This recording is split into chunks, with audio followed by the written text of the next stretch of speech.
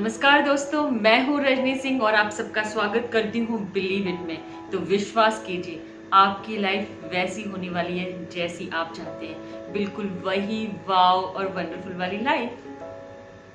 तो आज हम डिस्कस करने वाले हैं कुछ एक ऐसी चीज़, ठीक है, जो हम सबकी लाइफ में आती है, हम सबकी लाइफ में, और हम सोचते हैं छड़ यार, छोड़ दे, भूल जा, माफ कर दे। और ये चीज़ हम बहुत बार बोलते हैं पर ऐसा हम कर नहीं पाते। अब वो चीज़ें क्या हैं?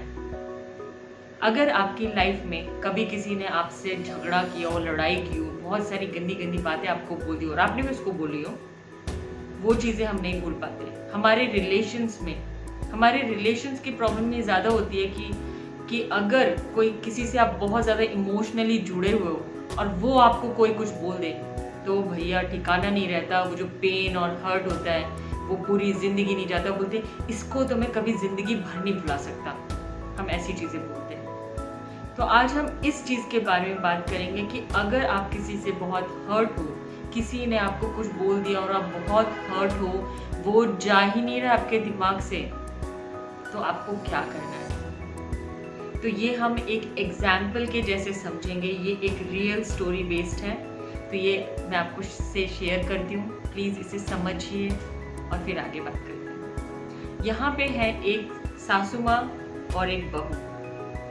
ये जो सासू माँ है, ये सासू माँ हमेशा अपनी बहू को हर चीज़ के लिए कुछ ना कुछ ताने मारती रहती है। अब मैं आपको एक चीज़ बता दूँ कि ये सिचुएशन जो है सासू माँ और बहू की, इसकी जगह आप अपने आप को रख सकते हैं, ठीक है। ये एक एग्जाम्पल है, क्योंकि दो फ्रेंड्स में भी ये चीज़ें हो सकती हैं, माँ बाप में हो सकती हैं, भाई बहन में हो सकती हैं, कलीग और बॉस में हो सकती हैं, एनीबडी, किसी के साथ भी ये सिचुएशन हो सकती है। तो आप अपने आप को उसमें रख के देख सकते हैं। यहाँ इस एग्जाम्पल के साथ आगे बढ़ते हैं। यहाँ पे एक बहू है जो अपनी बहू को एक सासू माँ हमेशा ताने मारती रहती है हर चीज़ पे। जो बहू है वो जॉब करती है, उसके 2 बच्चे हैं, उसका हस्बैंड है, उनकी अच्छी खासी फैमिली है।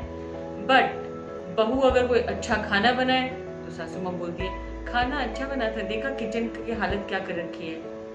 बच्चों को बहुत अच्छे से पढ़ाई लिखाई करवाती है, सब कुछ बहुत अच्छे से देखभाल करती है। बच्चों को क्या देखती है, प्यार तो मिलता ही नहीं है, पूरा दिन तो काम करती रहती है।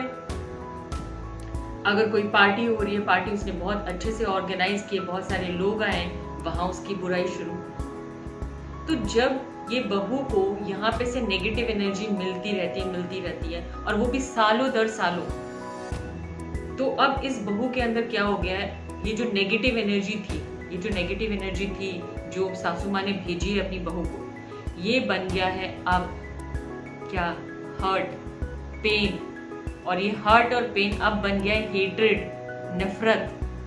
नफरत में कन्वर्ट हो गया है। और अब ये बहुत ज्यादा डिप्रेशन में चली जाती है जब वो ये चीजें बोलती रहती है। तो ये लेडी अपने गुरुजी के पास जाती है और गुरुजी से बोलती है कि मैं कितने दिन ये चीजें बर्दाश्त करूं, मैं कितने दिन ये चीजें सहूं। अगर कोई मुझे बार बार एक बार भी मैं उनसे अपने लिए अच्छा सुनने के लिए तरसती हूँ, तो मैं क्या करूं। ये अब मेरा डिप्रेशन का कारण बनता जा रहा है।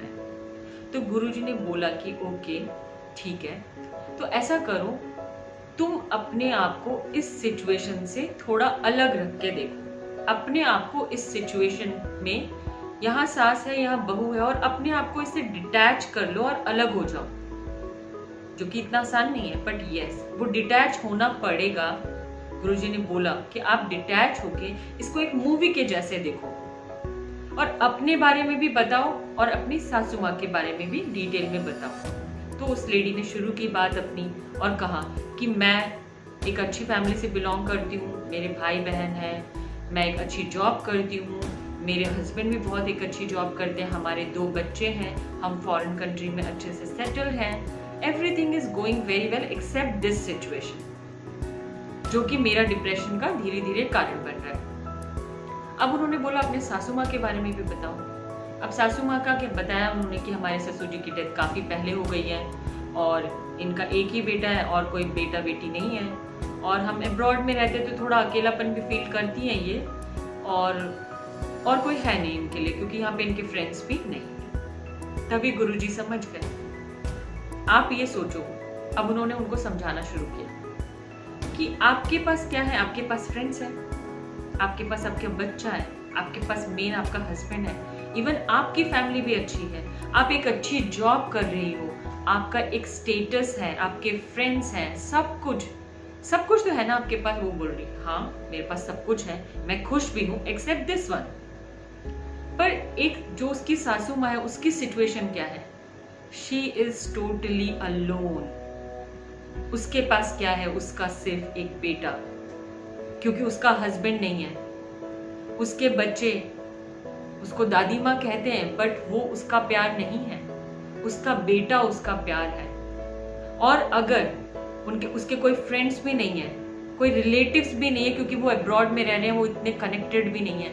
अब उनके लिए इनसिक्योरिटी वाली फीलिंग तो है ही ना, क्योंकि वो इनसिक्योर है, उसका एक ही बेटा है। अगर वो अपने बेटे के साथ भी एक कनेक्शन ना बना के रखे, अब वो कनेक्शन कैसे बना रही है? ये गलत है। कैसे? वो उनके साथ रह रही है, वो चाह रही है कि उस घर में उसका भी एक ओहदा हो। दैट्स वाई वो हर सिचुएशन में अपनी बहू की बुराई करती है, ताकि ये पता चले कि वो जो बोल रही है वो करेक्ट है। उस घर में वो सबसे बड़ी है, बड़ी बुजुर्ग है, और वो चाह रही है कि वो जो भी बोले एटलीस्ट उनका मान हो। ठीक है, वो अपने बेटे के सामने बहू की बुराई कर रही है, वो इसलिए कि उनको ये रहे कि यस मैं बड़ी हूं, मैं जो बोल रही हूँ वो करेक्ट है। और क्योंकि वो हर जगह से इनसिक्योर है, उनके लिए कोई सपोर्ट नहीं है एक्सेप्ट हिज सन, जो उनका बेटा है, जिनके घर में वो रह रही है। इस एज में वो कहाँ जाएगी?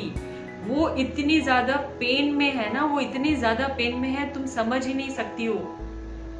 और जब वो ये चीजें बोली ना, तब ये चीजें समझ में आई उस लेडी को कि yes she feels insecure, because उनके पास सही में कोई सपोर्ट नहीं है। वो किसी से वो बातें नहीं शेयर कर सकती।